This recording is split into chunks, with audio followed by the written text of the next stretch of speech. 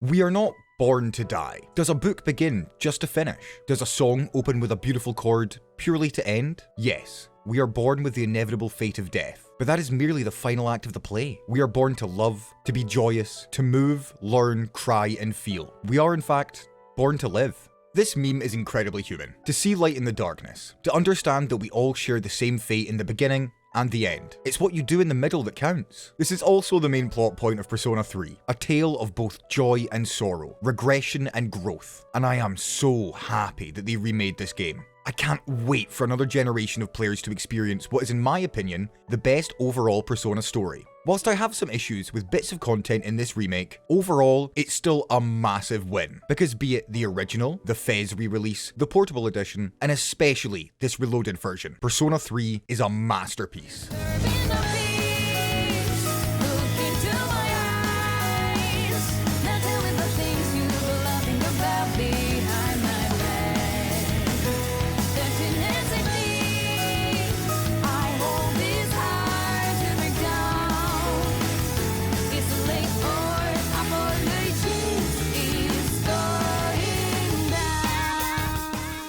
Condensing a Persona game is to view it as two separate experiences, the visual novel life sim part and the dungeon crawling JRPG. But really, the formula is far more intertwined than that. By day you'll go to school, socialise with a wide variety of characters, join clubs and raise your stats via a plethora of different means such as studying, eating out and watching films. And by night you'll go into whatever version of dungeons that game has, doing turn-based battles, collecting loot and gathering and fusing personas in a system vaguely reminiscent of Pokemon, and progressing further and further towards your overall goal. But it's the way that these systems link that make a Persona game truly unique. For Persona 3, the spoiler-free plot synopsis is that you're an orphan, that at some point joins CEASE, the Special Extracurricular Execution Squad, a team of high schoolers trying to find out why every night at midnight there's an extra hour in the day, the dark hour, where shadows rise from an unknown source, and people without the gift of a persona turn into a coffin? Every day, more and more people are getting an illness called apathy syndrome. And is it all connected? Why are the shadows here? What causes the dark hour? You'll have to find out for yourself, because I want to tell you as little as possible. On the way of this journey, you'll learn a lot from other characters, gain a large party of friends and comrades, and experience a year in the main character's life. Every day, aside from going to school, you have control over how you want to spend your time. Do you want to raise your charm to become a smooth-talking womanizer? Do you want to raise your academics so you can be top of the class? Or do you want to raise your confidence so you can have the brass to say some really funny dialogue options? Every main character that you hang out with has a social link that can be ranked up to 10. By hanging out with them and experiencing their story, they rank up.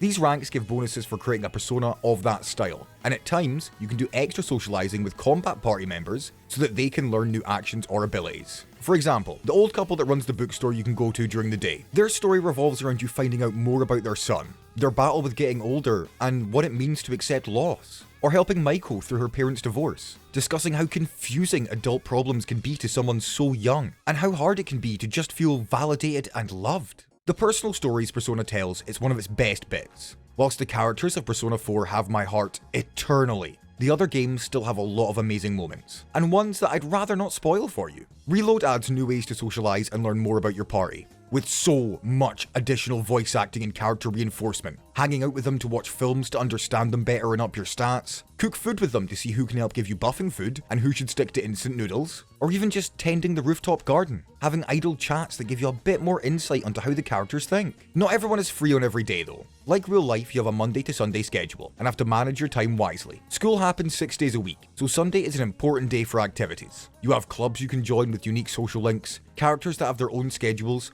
and life events you can't control. This all creates an incredibly Moorish routine, where days blend together because there's always something to do or someone to hang out with. After ranking up high enough with certain characters, you have the option to romance one, or multiple if you're a fucking slag. Opinions on romancing can always be controversial, from who is the best girl arguments that have been going on for years, to Persona 3 Portable's female protagonist route having some very fucking questionable romance options, to the weirdly common trope of being able to romance one of your teachers, and the uncomfortable discussion of grooming that comes alongside it. But most of these can be avoided by choosing the most logical, heartfelt, and best romance option. It's Aegis, baby. It's always been Aegis. Yoo-hoo! Beginning the operation.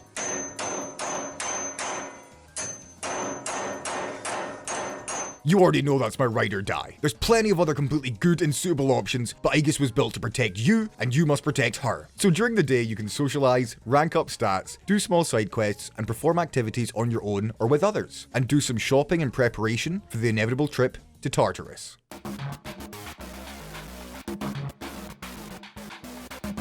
During the Dark Hour, a monolithic tower rises up from your school, with hundreds of floors to clear, and a key story point is, why is Tartarus there? Why is the Dark Hour a thing? And can you even stop it? To find out, you're going to have to start progressing through the floors and play the incredibly fun combat. Whilst I would say we're onto the bread and butter of the game, we both are and aren't. See, Persona strikes an amazing balance of if you're doing an hour-long dungeon grinding session, you want to be socializing and doing S-links. And then when you're an hour into back-to-back socializing, you want to be killing some monsters with the addictive battle themes. Persona is a perfect yin of combat and yang of socializing, alternating amazingly between the two that makes you always want more. But combat is a large part of Persona, so I should explain its key mechanic. The number one thing to do in Persona combat is to abuse the ever-living fuck out of one more on all-out attacks. To clarify, your personas. Roughly think of them like Pokemon. Each party member has their own unique one, but you can have multiple. Each persona has pros and cons relating to elements. Like Mitsuru has an ice persona. If she uses an ice attack on an opponent that's weak to ice, they'll get knocked down and she'll get one more attack. If you successfully knock down all the enemies on screen by abusing one mores, you can do an all-out attack. This does massive damage to all enemies on screen and resets them to combat ready. Abuse enemy weaknesses, because if you don't, the enemies can abuse yours. Now they can't do all-out attacks back to you, but if an enemy does an attack that hits your entire party and one of your members gets knocked down, the enemy gets one more. If you're on normal, it won't be too much to worry about,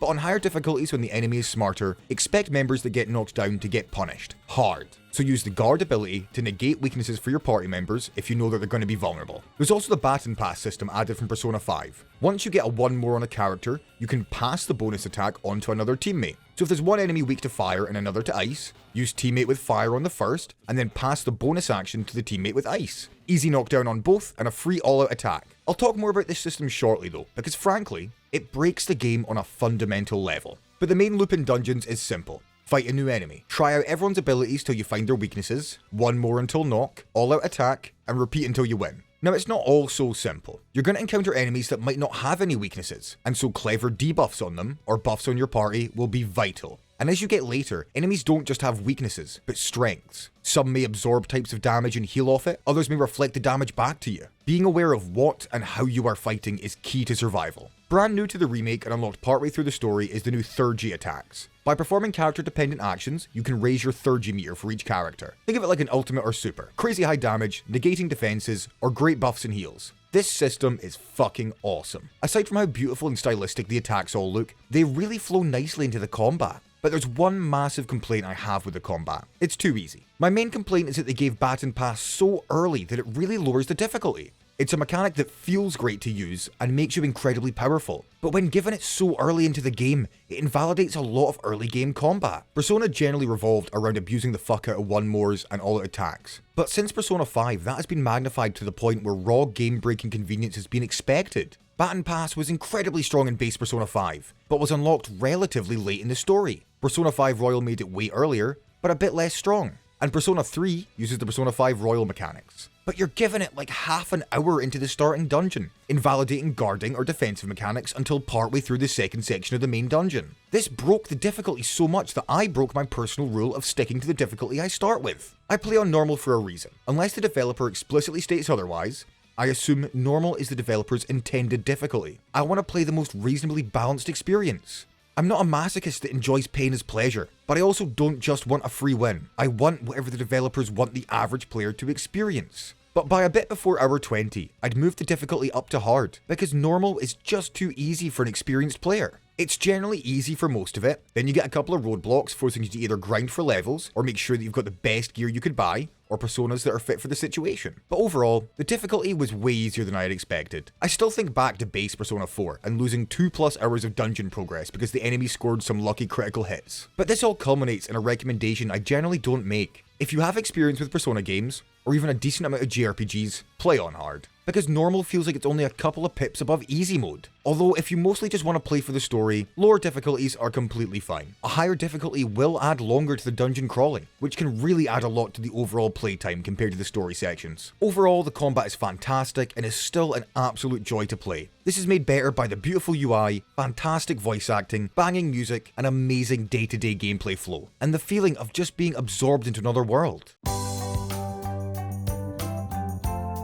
One thing I forgot to mention earlier is that the PC port runs great for me. Sadly, there is nowhere near enough options for fine-tuning, as it's just a general preset system. But having the ability to have 120 FPS from the get-go gives this game a great sense of fluidity, from its combat to the fantastic UI. Whilst I said Aegis was my #1 choice for romance, if I had to make another choice, it would be this game's UI. God damn boy, this shit is sexy as hell. Atlus better be paying their UI designers a fat bag of cash, because holy shit, every menu and interface is both faithful to the original style, whilst completely overhauling it with new technology that oozes visual style. The main character idling in different poses, the cut-ins, the theme of water and blue that's so prevalent. It's all so beautiful. Even towards the end of the game, I still found myself occasionally getting distracted and flicking through the menus and appreciating just how good it is. One change that was difficult to accept before release was the rearranged soundtrack. The Persona games each have their own musical style. Persona 3 is hip-hop and urban identity, Persona 4 is poppy with a hint of relaxed village vibes, and Persona 5 is the acid jazz that created the entirely overused term Persona vibes. Persona 3's original soundtrack is fantastic. It's one of the reasons that Atlus was in my top artists in Spotify Wrapped, because I've got the various game soundtracks on multiple of my playlists. But when I heard the rearranged version of Mass Destruction, which is the original game's battle theme, I was really worried. Whilst technically similar, the redone pacing and sound font just isn't it for me. Combined with the fact that the lead soundtrack composer for multiple Persona and other games left to go freelance and is now doing the music for Metaphor Refantazio, it had me really worried. But I can say that about 80% of the soundtrack is just as good as the original, and the new original songs are amazing.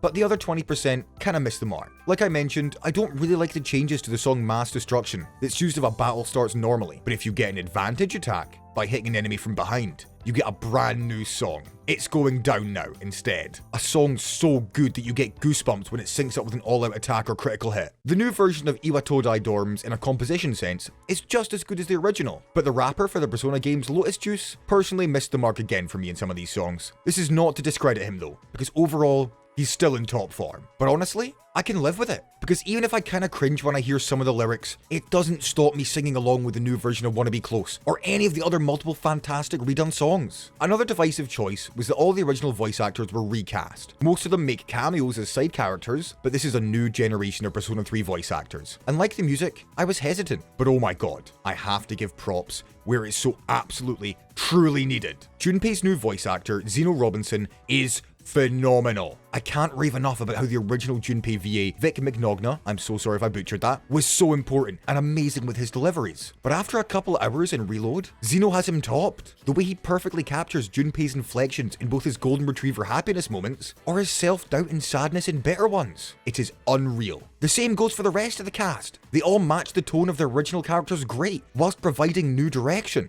In this scene, the main character says, "That ass better not crack under pressure." Usually, people's asses are already cracked. Yours is as well, right?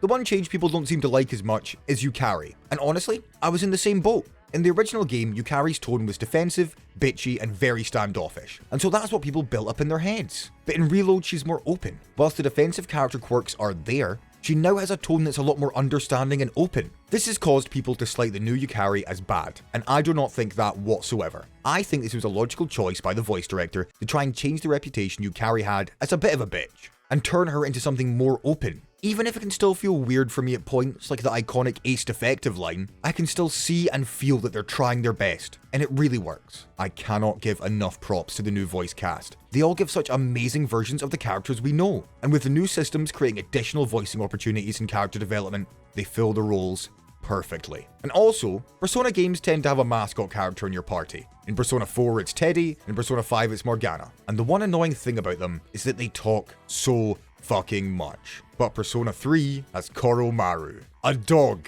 that doesn't talk. He's just there thugging that shit out. What a good boy. Let's talk about my general thoughts on this product as a whole, before I then go into why it resonates with me personally.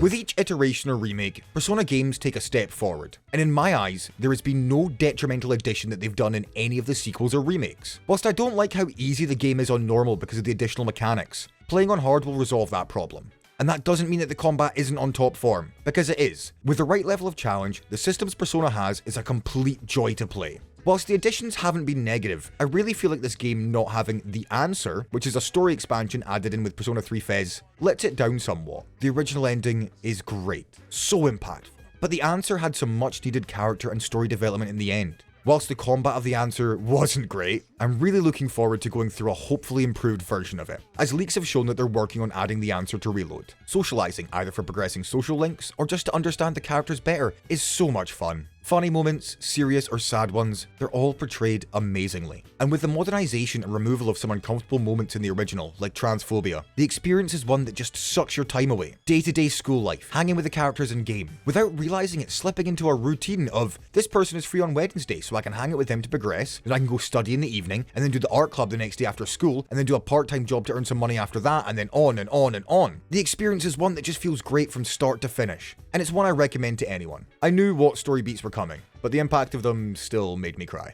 A fantastic experience that won't be for everyone, but it's definitely worth a try. We're about to get into why I personally resonate with the series, through some personal anecdotes and the like. If that's not your thing, you're more than welcome to leave. I thank you deeply for watching. I hope it's given you perspective on the game, but otherwise, I honestly can't describe how much Persona as a franchise means to me. I'm not the kind of person to make it my identity online, unless we're talking about right now. I don't run a stan account on Twitter, I don't rip apart cutscenes for YouTube shorts, I don't consider myself part of the fandom for these games. But I'll always say I'm a massive fan of the series, and that it's given me so much perspective. It feels like a weird thing to say, but if I said otherwise, I'd be lying. I remember being on a youth group trip to Loch Ness. For anyone that's not in Scotland, yeah, the one with Nessie hiding underneath. We'll find her soon. My friends were easy sleepers, and I was not. So before they went to bed, a friend of mine gave me his OG PSP, with a copy of Persona 3 Portable on it. I'd heard a lot of things about the Persona series, mainly Persona 4 Golden, as it was talked about a lot on the TGS podcast, or whatever variant Total Biscuit was running at the time. So let me tell you honestly and frankly, that boat ride across Loch Ness the next day was all the more rough. One, because I got seasick easily, and two, because I'd spent the rest of that night up playing Persona 3 Portable. As soon as I got home from the trip, I installed PSXC2 and got a copy of Persona 4. I really liked what I'd played in Persona 3, but I'd also heard so much about Persona 4. I knew I had to go through that first.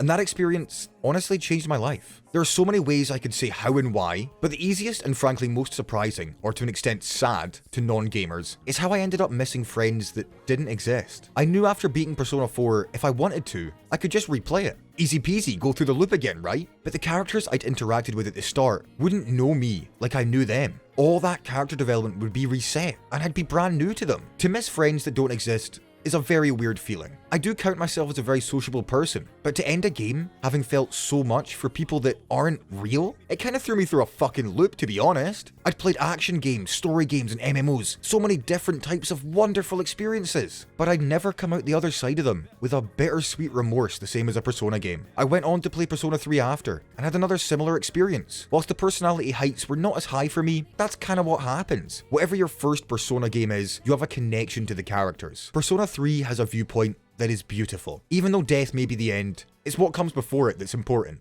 Persona 4 talks about being true to yourself, so you may be true to others. No one else can impact your life more than you, right? And Persona 5 talks about being a better person, societal reform, and how you have to chase what is truly right, even if you might be seen as the bad guy for doing it. Before playing Persona 3 Reload, I had the opinion of Persona 3 best story, Persona 4 best characters and atmosphere, and Persona 5 best gameplay. But with Reload's fleshed out characters, Persona 3 and 4 are now tied for me. Persona 5 is still a really cool game, with the best combat. But the characters never hit me like the other two have. But they're still all experiences I'll never forget, and hopefully they're ones I'll take thoughts about till whenever my end comes. Please, give one of the Persona games a shot if you have the chance. I hope they affect you even close to the way they've affected me, and I want to thank you personally for watching this video. Even if I'm terrible at uploading videos at a regular time schedule, the fact that this place is another reason why I wake up happy is another reason to keep on going. Thank you.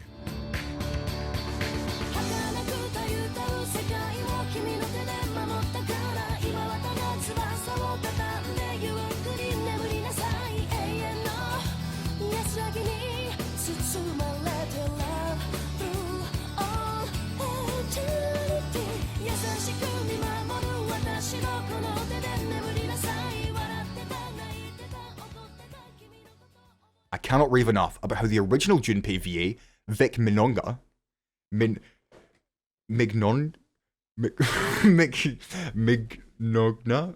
Mignogna,